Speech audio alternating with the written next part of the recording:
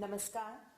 The international society for Krishna consciousness यानी अंतरराष्ट्रीय कृष्ण भावनामृत संघ इस्कॉन के संस्थापक आचार्य एसी भक्तिवेदांत स्वामी प्रभुपाद की 125वीं जयंती के अवसर पर आयोजित इस विशेष कार्यक्रम में परम आदरणीय माननीय श्री नरेंद्र मोदी जी, हमारे सम्मानित प्रधानमंत्री जी का हम हार्दिक अभिनंदन करते हैं। आपकी गरिमामय उपस्थिति के लिए मान्यवर आपका सादर आभार।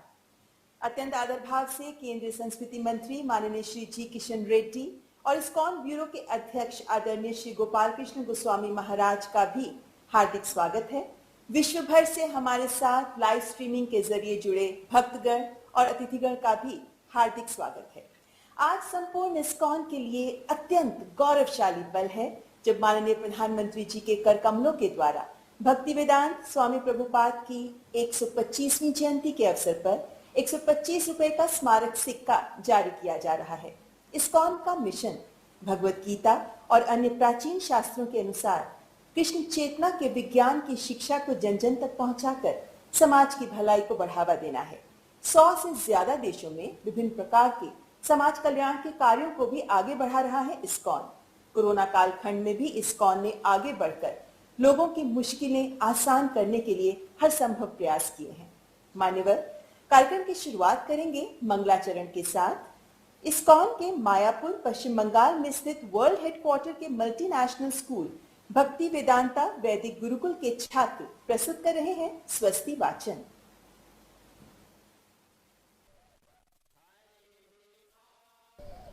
हरि ओम।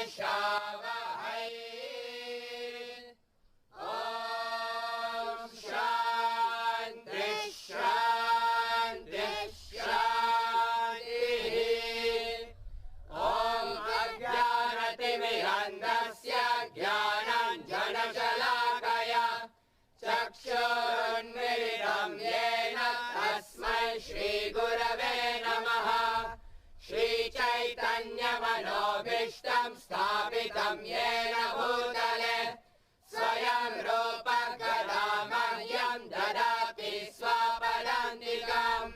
नमो ॐ विष्णुपादाय कृष्णपृष्ठाय भूतले श्रीमते Bhaktivedanta स्वामिनिति नामिने।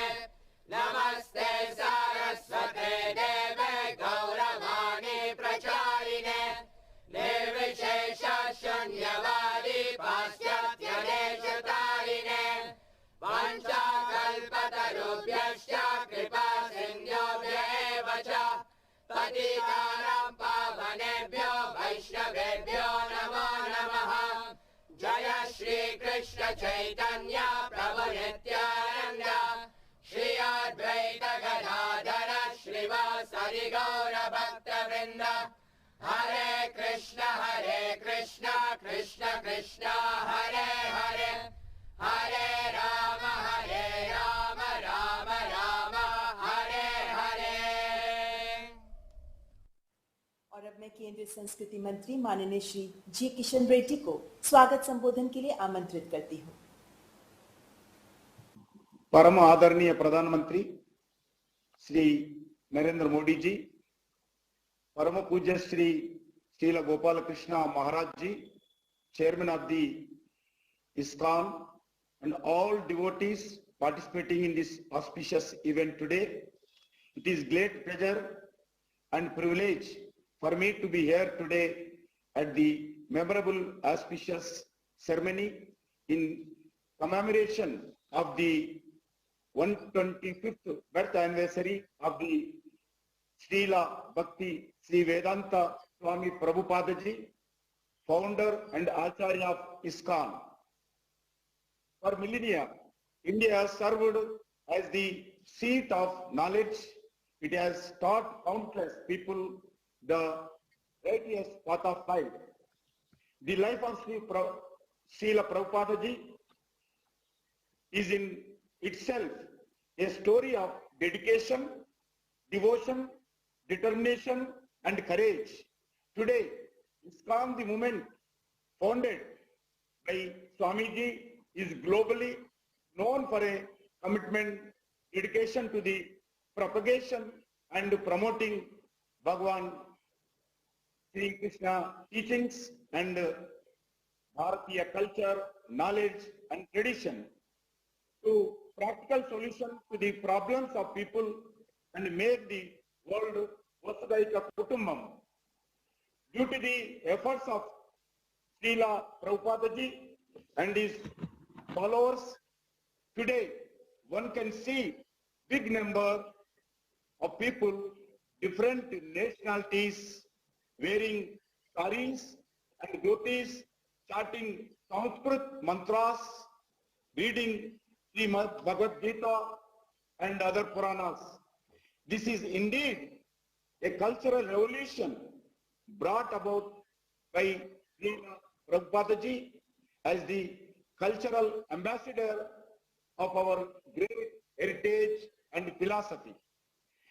The International Society for Krishna Consciousness today is one of the greatest cultural bridge between India and West.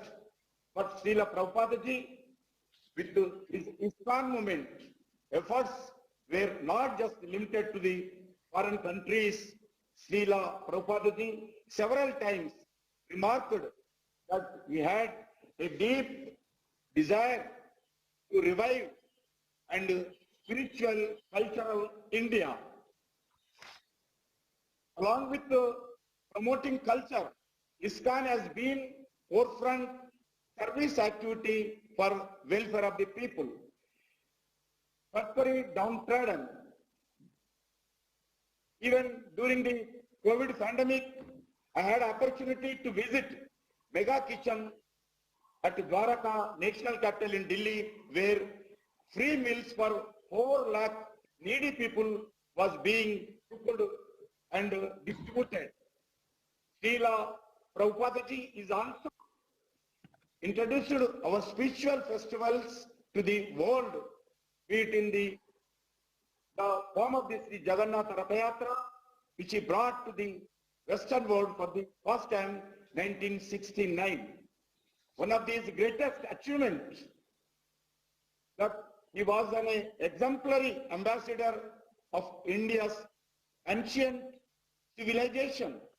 This is because of he carried the same tradition values that are now being promoted by the followers through education, culture, and welfare.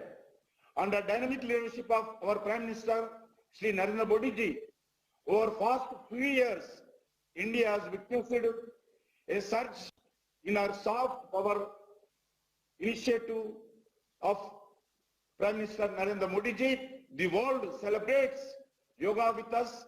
Today, Ayurveda has become the favored alternative means of wellness. Under leadership of the Narendra Modi ji, India is regaining her cultural glory as a land of spirituality and cultural wealth. I once again welcome you all the wonderful this occasion, and make Krishna and his teachings guide through our dharma of public service and welfare. On behalf of the Ministry of Culture, I thank the Honorable Prime Minister, Sri Narendra Modi ji, for releasing the commemorative plan and the occasion. Hare Krishna, Jai Hind. धन्यवाद माननीय मंत्री जी।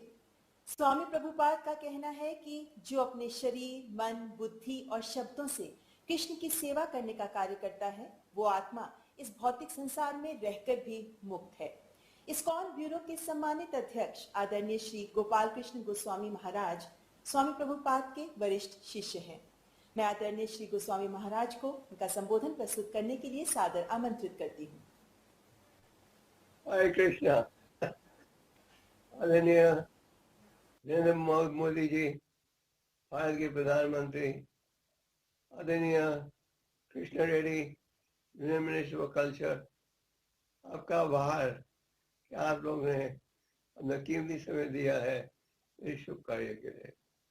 जैसे आप जानते हो, हम ये साल पापा जी का 125वां एनिवर्सरी मना रहे हैं। पापा कौन थे? चैतन्य महाप्रभु की भविष्यवाणी थी कि एक दिन विश्व के हर कोने में यह हरिनाम का प्रचार होगा, और इसको सफल बनाने के लिए बाबा जी प्रकट हुए थे। क्या कह रहे 1896 में। छोटी आयु में ही उनके पिता ने उन्हें हर प्रकार की शिक्षा दी थी, और छोटी आयु में ही उन्होंने संस्कृत भाषा सीखना भी शुरू कर दिया। 1922 में एक महान संत को मिले। उस वक्त प्रभुपाद जी महात्मा गांधी के फ्रीडम मूवमेंट में थे, और 1922 में मिले एक महान संत जिनका नाम था भक्ति सिद्धांत सरस्वती ठाकुर। उन्होंने देखा कि बड़ी अच्छी अंग्रेजी बोलते हैं। उन्होंने कहा कि तुम ले जाओ इस प्राचीन भारतीय संदेश को विदेश में, अंग्रेजी देशों में इसका प्रचार करो। ये आदेश दिया था 1922 में, और प्रभुपाद जी प्रयास करते गए। अंत में 1935 में 1965 में विदेश गए केवल 40 रुपए के साथ, और उनके पास एक फ्री टिकट थी कार्गो के जहाज में। प्रयास किया था, लोगों से चंदा लेने निकले, इतने सफल नहीं हुए। तो कार्गो शिप में गए, और 35 दिन का सफर था। और जब न्यूयॉर्क पहुंचे, उनके मन में यही था कि हमने इस संदेश को प्रचार करना है। बड़े संघर्ष के साथ बाबा जी ने कृष्ण भक्ति का प्रचार किया, और बहुत ही संघर्ष के साथ सफलता प्राप्त हुई। उन्होंने पहला इस्कॉन का केंद्र खुला था न्यूयॉर्क में 1935 में। आज विश्व के कोने कोने में आप मेरी संस्कृति का प्रभाव देखते हो। पहली बार इतिहास में भारतीयों ने देखा, और प्रभुपाद अपने विदेशी शिष्यों के साथ आए थे। उन्होंने देखा विदेशियों को साड़ी पहनते हुए, धोती पहनते हुए, तिलक लगाते हुए। प्रभुपाद जी ने थोड़े समय में ही ग्रंथों का अनुवाद किया। उनके गुरु महाराज का आदेश था वैदिक साहित्य का अनुवाद करो, और थोड़े समय में ही भागवतम, गीता और ग्रंथों का अनुवाद किया। आज 70 करोड़ से अधिक किताबें वैदिक साहित्य के ऊपर विदेशों में पढ़ी हैं, और आज बड़े महाविद्यालय जो हैं वो भी इन ग्रंथों का लाभ उठा रहे हैं। प्रभुपाद जी ने लगभग 70 ग्रंथों का अनुवाद किया। इनका अनुवाद आज विश्व की हर प्रसिद्ध भाषा में हो गया। आज आप विश्व के किसी भी महाविद्यालय में जा सकते हो, तो गीता को प्राप्त कर सकते हो। तो प्रभुपाद जी की इच्छा थी जो वैदिक संस्कृति है पूरे मानव समाज के सुधार के लिए है, और केवल हमें भारतीयों को ये नहीं सोचना चाहिए कि केवल भारतीयों के लिए है।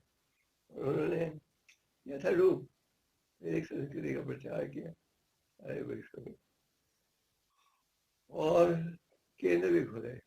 बाबा जी ने फिलोसफिकल डिस्कशन के द्वारा ये साबित किया कि वैदिक साहित्य का उपयोग आज इस आधुनिक युग में भी हो सकता है। तो हम बड़े आभारी हैं प्रधानमंत्री जी के कि उन्होंने अपना कीमती समय दिया है इस योजना को सफल बनाने के लिए। बाबा जी की इच्छा थी कि पूरे विश्व सुखी बने, लोगों का चरित्र हो, शांति की प्राप्ति के हम प्रयास करें।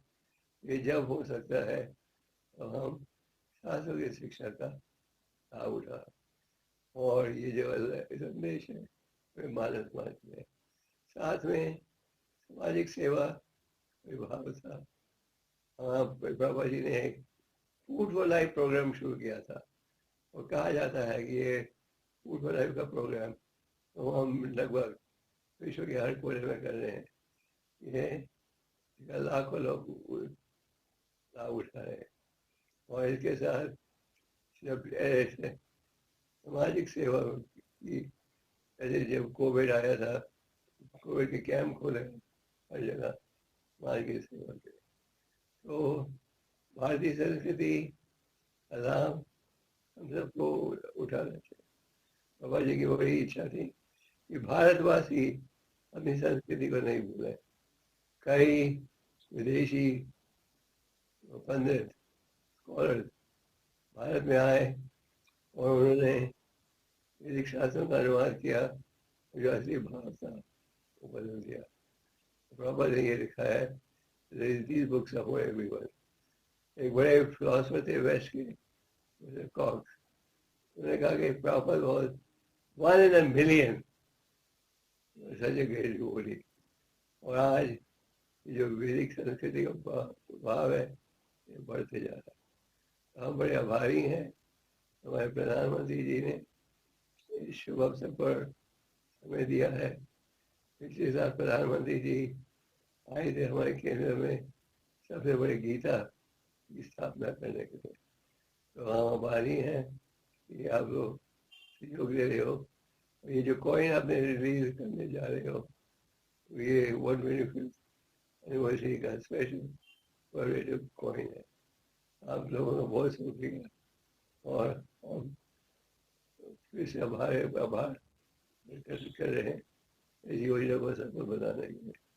आपका बहुत बहुत शुक्रिया और भगवान आपकी सरकार को और भी शक्ति दे कि वो देश को मार्गदर्शन दे सके। बहुत जरूरी है देश को मार्गदर्शन देने के लिए हमारे पास भी धार्मिक ज्ञान होना चाहिए, कुछ शासन का ज्ञान होना चाहिए, फिर हम ठीक मार्गदर्शन दे सकते हैं। और प्रजा जब इस शिक्षा का लाभ उठाएगी तब देश में शांति, विश्व में शांति आएगी। जो वैदिक साहित्य है इसमें शांति का संदेश है पूरे मानव समाज के लिए। बहुत शुक्रिया। भगवान आप लोगों को, प्रधानमंत्री उनकी सरकार को और भी शक्ति दे इसको मार्गदर्शन देने के लिए। हरे कृष्ण। धन्यवाद आदरणीय गोस्वामी महाराज जी। और मैं माननीय प्रधानमंत्री जी से विनयपूर्ण आग्रह करती हूँ कि कृपया रिमोट का बटन दबाकर भक्तिवेदांत स्वामी प्रभुपाद की 125वीं जयंती के अवसर पर 125 रुपए का स्मारक सिक्का जारी करें।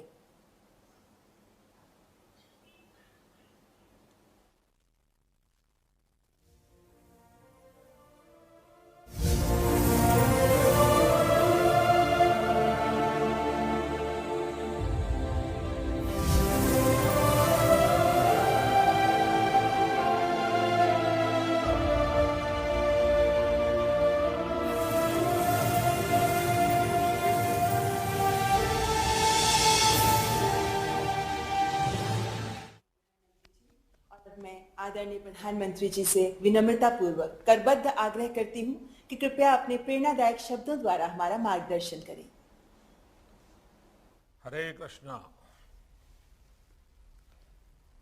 आज के इस पुण्य अवसर पर हमारे साथ जुड़ रहे देश के संस्कृति मंत्री श्रीमान जी किशन रेड्डी जी, इस्कॉन ब्यूरो के प्रेसिडेंट श्री गोपाल कृष्ण गोस्वामी जी और दुनिया के अलग अलग देशों से हमारे साथ जुड़े हुए सभी साथी कृष्ण भक्तगण, परसों श्री कृष्ण जन्माष्टमी थी और आज हम श्रील प्रभुपाद जी की 125वीं जन्म जयंती मना रहे हैं। ये ऐसा है जैसे साधना का सुख और संतोष दोनों एक साथ मिल जाए। इसी भाव को आज पूरी दुनिया में श्रील प्रभुपद स्वामी ने लाखों करोड़ों अनुयायी और लाखों करोड़ों कृष्ण भक्त स्वाभाविक रूप से अनुभव कर रहे हैं। मैं सामने स्क्रीन पर अलग अलग देशों से आप सब साधकों को देख रहा हूं। ऐसा लग रहा है जैसे लाखों मन एक भावना से बंधे हो, लाखों शरीर एक कॉमन कॉन्शियसनेस से जुड़े हुए हो। ये वो कृष्ण कॉन्शियसनेस है जिसकी अलख प्रभुपाद स्वामी जी ने पूरी दुनिया तक पहुंचाई। साथियों, हम सब जानते हैं कि प्रभुपाद स्वामी एक अलौकिक कृष्ण भक्त तो थे ही, साथ ही वो एक महान भारत भक्त भी थे। उन्होंने देश के स्वतंत्रता संग्राम में संघर्ष किया था। उन्होंने असहयोग आंदोलन के समर्थन में स्कॉटिश कॉलेज से अपना डिप्लोमा तक लेने से मना कर दिया था।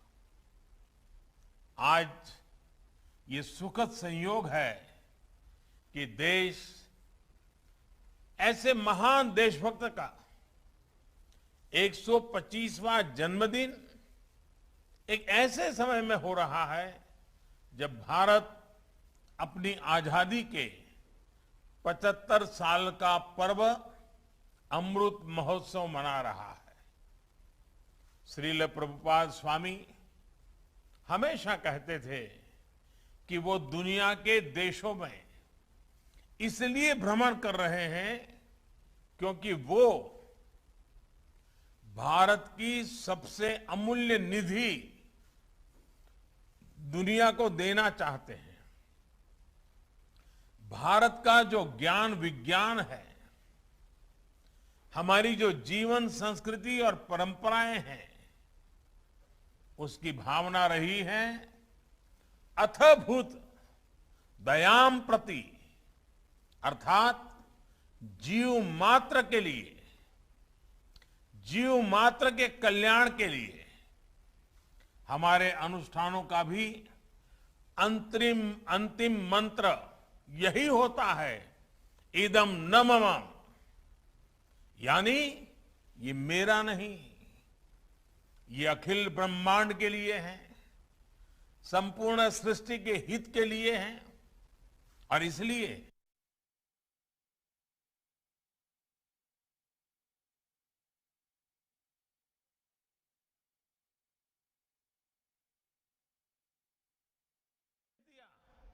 कि वे भारत के चिंतन और दर्शन को दुनिया तक ले जाएं।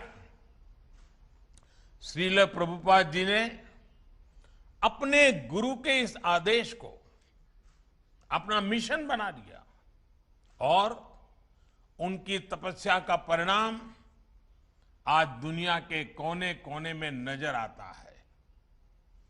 अमृत महोत्सव में भारत ने भी सबका साथ, सबका विकास और सबका विश्वास के मंत्र के साथ ऐसे ही संकल्पों को अपनी आगे की यात्रा का आधार बनाया है।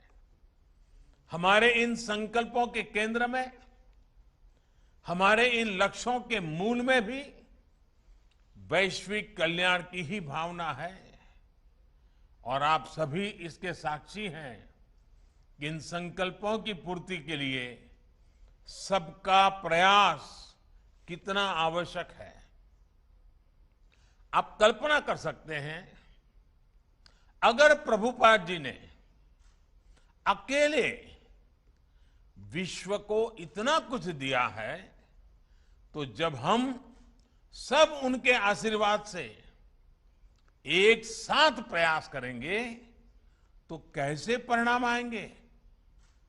हम जरूर मानवीय चेतना के उस शिखर तक पहुंचेंगे जहां से हम विश्व में और बड़ी भूमिका निभा सके, प्रेम के संदेश को जन जन तक पहुंचा सके।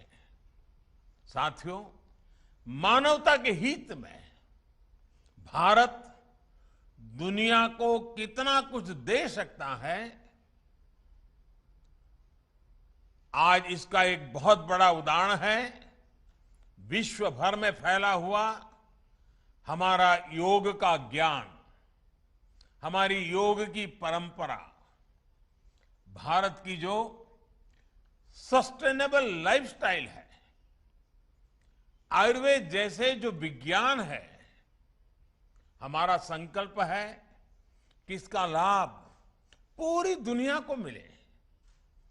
आत्मनिर्भरता के बीच इस मंत्र की श्रील प्रभुपाद अक्सर चर्चा करते थे, उसे भारत ने अपना ध्येय बनाया है और उस दिशा में देश आगे बढ़ रहा है।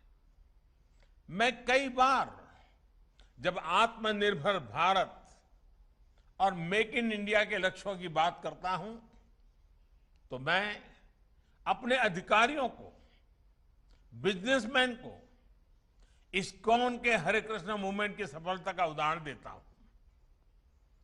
हम जब भी किसी दूसरे देश में जाते हैं और वहां जब लोग हरे कृष्ण बोलकर मिलते हैं तो हमें कितना अपनापन लगता है, कितना गौरव भी होता है।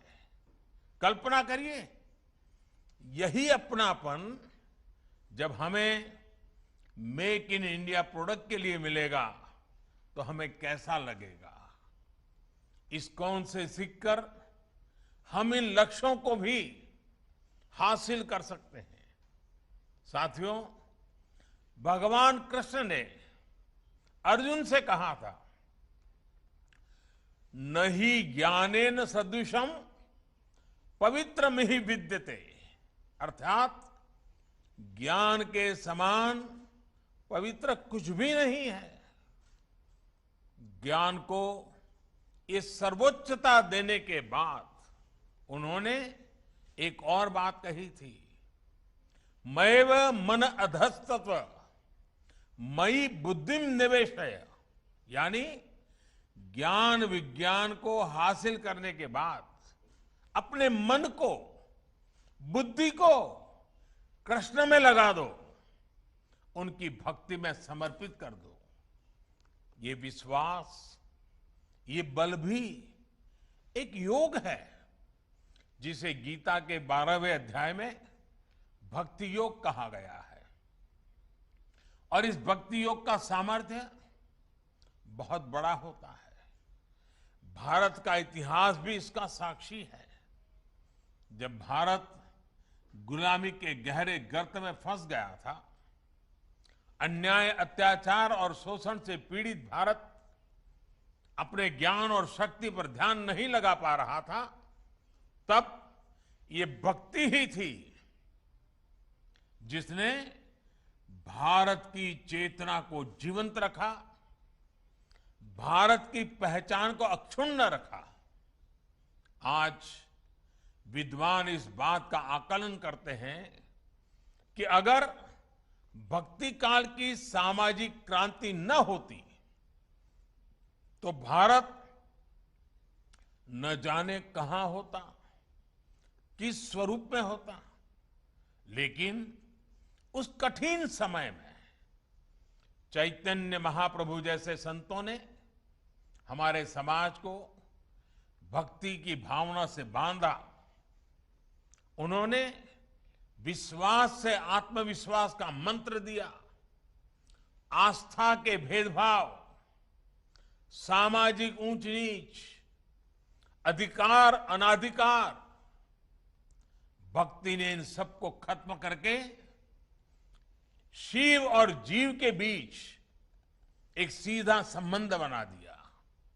साथियों, भारत के इतिहास का अध्ययन करें तो आप ये भी पाएंगे कि भक्ति की इस डोर को थामे रहने के लिए अलग अलग कालखंड में ऋषि, महर्षि और मनीषी समाज में आते रहे, अवतरित होते रहे। एक समय अगर स्वामी विवेकानंद जैसे मनीषी आए जिन्होंने वेद वेदांत को पश्चिम तक पहुंचाया, तो वहीं विश्व को जब भक्ति योग को देने की जिम्मेदारी आई तो श्रील प्रभुपाद जी और इस्कॉन ने इस महान कार्य का बीड़ा उठाया। उन्होंने भक्ति वेदांत को दुनिया की चेतना से जोड़ने का काम किया। यह कोई साधारण काम नहीं था। उन्होंने करीब 70 साल की उस उम्र में इस्कॉन जैसा वैश्विक मिशन शुरू किया, जब लोग अपने जीवन का दायरा और सक्रियता कम करने लगते हैं। यह हमारे समाज के लिए और हर व्यक्ति के लिए एक बड़ी प्रेरणा है। कई बार हम देखते हैं लोग कहने लगते हैं कि उम्र हो गई, नहीं तो बहुत कुछ करते, या फिर अभी तो सही उम्र नहीं है ये सब काम करने की। लेकिन प्रभुपाद स्वामी अपने बचपन से लेकर के पूरे जीवन तक अपने संकल्पों के लिए सक्रिय रहे। प्रभुपाद जी समुद्री जहाज से जब अमेरिका गए तो वो लगभग खाली जेब थे। उनके पास केवल गीता और श्रीमद् भागवत की पूंजी थी। रास्ते में उन्हें 2 बार हार्ट अटैक आया यात्रा के दरमियान। जब वो न्यूयॉर्क पहुंचे तो उनके पास खाने की व्यवस्था भी नहीं थी, रहने का तो ठिकाना ही नहीं था। लेकिन उसके अगले 11 सालों में दुनिया ने जो कुछ देखा, श्रद्धेय अटल जी के शब्दों में कहें तो अटल जी ने इनके विषय में कहा था, वो किसी चमत्कार से कम नहीं था। आज दुनिया के अलग अलग देशों में सैकड़ों इस्कॉन मंदिर है। कितने ही गुरुकुल भारतीय संस्कृति को जीवंत बनाए हुए हैं। इस्कॉन ने दुनिया को बताया है कि भारत के लिए आस्था का मतलब है उमंग, उत्साह और उल्लास और मानवता पर विश्वास। आज अक्सर दुनिया के अलग अलग देशों में लोग भारतीय वेशभूषा में कीर्तन करते दिख जाते हैं। कपड़े सादे होते हैं, हाथ में ढोलक, मंजीरा जैसे वाद्य यंत्र होते हैं, हरे कृष्ण का संगीतमय कीर्तन होता है और सब एक आत्मिक शांति में झूम रहे होते हैं। लोग देखते हैं तो उन्हें यही लगता है कि शायद कोई उत्सव या आयोजन है। लेकिन हमारे यहां तो ये कीर्तन, ये आयोजन जीवन का सहज हिस्सा है। आस्था का ये उल्लासमय स्वरूप निरंतर पूरी दुनिया में लोगों को आकर्षित करता रहा है। ये आनंद आज स्ट्रेस से दबे विश्व को नई आशा दे रहा है। साथियों, गीता में भगवान कृष्ण का कथन है, अद्वेष्टा सर्वभूतानां मैत्रः करुण एवच निर्ममो निरहंकारः समदुख सुख शमी। अर्थात जो जीव मात्र से प्रेम करता है, उनके लिए करुणा और प्रेम रखता है, किसी से द्वेष नहीं करता, वही भगवान को प्रिय है। यही मंत्र हजारों सालों से भारत के चिंतन का आधार रहा है और इस चिंतन को सामाजिक आधार देने का काम हमारे मंदिरों ने किया है। इस्कॉन मंदिर आज इसी सेवा परंपरा के आधुनिक केंद्र बनकर उभरे हैं। मुझे याद है जब कच्छ में भूकंप आया था तो किस तरह इस्कॉन ने लोगों की सेवा के लिए आगे बढ़कर काम किया था। जब भी देश में कोई आपदा आई है, चाहे वो उत्तराखंड की त्रासदी हो या उड़ीसा और बंगाल में साइक्लोन की तबाही, इस्कॉन ने समाज का संबल बनने का काम किया है। कोरोना महामारी में भी आप करोड़ों मरीजों, उनके परिजनों और प्रवासियों के लिए लगातार भोजन और दूसरी जरूरतों की व्यवस्था करते आ रहे हैं। महामारी के अलावा भी लाखों गरीबों के भोजन और सेवा का अनवरत अभियान आपके माध्यम से चलता रहा है। जिस तरह से इस्कॉन ने कोविड मरीजों के लिए अस्पताल बनाए और अब वैक्सीन अभियान में भी सहभागिता निभा रहे हैं, उसकी भी जानकारी मुझे लगातार मिलती रहती है। मैं इस्कॉन को, इससे जुड़े सभी भक्तों को आपके इस सेवा यज्ञ के लिए बहुत बहुत शुभकामनाएं देता हूं। साथियों, आज आप सत्य, सेवा और साधना के मंत्र के साथ न केवल कृष्ण सेवा कर रहे हैं, बल्कि पूरी दुनिया में भारतीय आदर्शों और संस्कारों के ब्रांड एम्बेसडर की भी भूमिका निभा रहे हैं। भारत का शाश्वत संस्कार है सर्वे भवन्तु सुखिनः, सर्वे सन्तु निरामया।